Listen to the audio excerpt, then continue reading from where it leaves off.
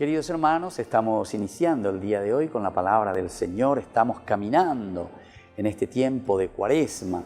Hoy leemos al profeta Miqueas, quien como Yahvé, en realidad quiere decir este nombre que nos hace recordar con esta pregunta, ¿quién como Yahvé, quién como Dios? También de que nosotros tenemos que hacernos esta pregunta del camino de salvación, porque es Dios quien nos puede salvar, quien nos puede ayudar, quien nos puede mostrar ese camino de salvación, solamente Yahvé. Miqueas capítulo 7, 14, 15, luego 18, 20. Nos dice que arrojará al mar nuestros delitos. Queridos amigos, queridos hermanos, qué interesante y qué importante, ¿verdad? Esta profecía de Miqueas, que ya lo estamos entendiendo desde el mismo nombre teológico de Miqueas.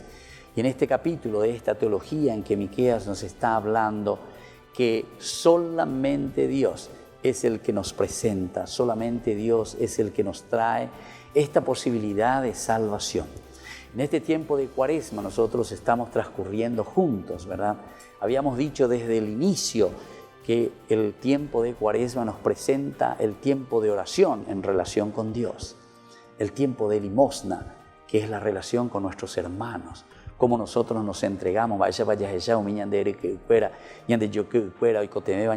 limosna no es solamente el dinero, sino que la limosna es sobre todo nuestra actitud y nuestro tesapeá.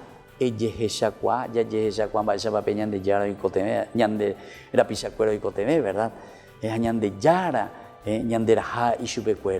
Pero para poder ayudarles, Dios, el hermano, la limosna y después el ayuno.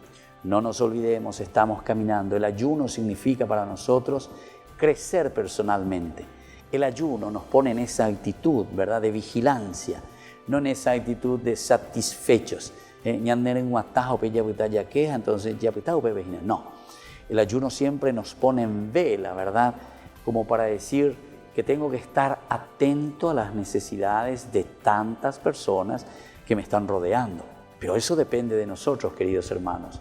Tenemos que despertarnos, tenemos que abrir el corazón, tenemos que abrir los ojos para hacerlo mejor para todos nuestros hermanos y los demás.